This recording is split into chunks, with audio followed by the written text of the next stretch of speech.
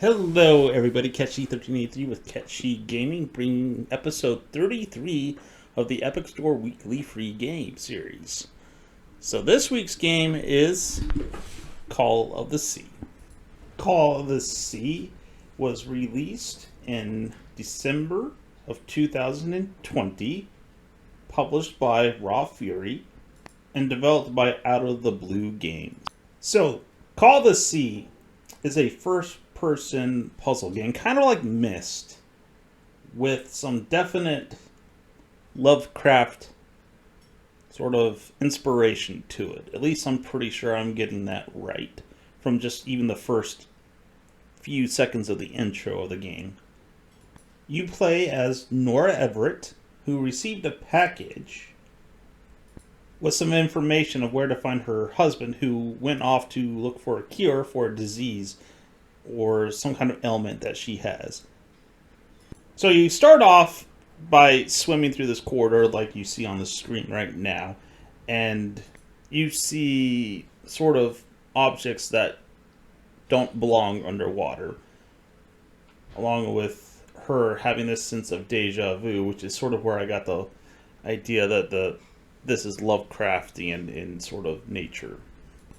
And this particular ailment that she has takes on the form of spots on her hands. So I played this a little longer than I usually do because I was semi-intrigued by the story and somewhat by the puzzle elements. Yes, it's a slower game, which sometimes, yes, I really don't like, but most of the games I usually haven't liked in the past have been the economic simulators.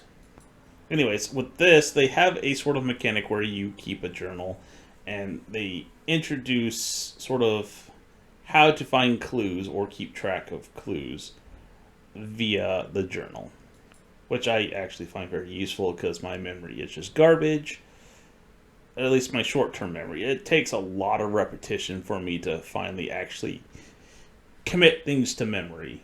So I was actually kind of thankful for that. Anyways, Nora here booked passage on a ship that's passing near an island where her husband charted a whaler, which I found a little weird, but I guess they probably still had whalers in the 1930s. I'm not really sure. Maybe in third world countries because they more or less moved to coal at that point. / gasoline, so I was a little confused how whaler was still around, but that's besides the point. And you get the usual, there's rumors about this island or some superstition, but they eventually do let her leave via one of their smaller boats, and they'll be back for her in 3 days. So when she starts approaching the island, she pulls out a sketch of the island, or I guess a vision she had in her dream, and it matches the island, which shocks her to some degree. And apparently she hasn't been feeling well, but as she spends more time out at sea and on the island, she feels better and starts being able to do things such as walk faster.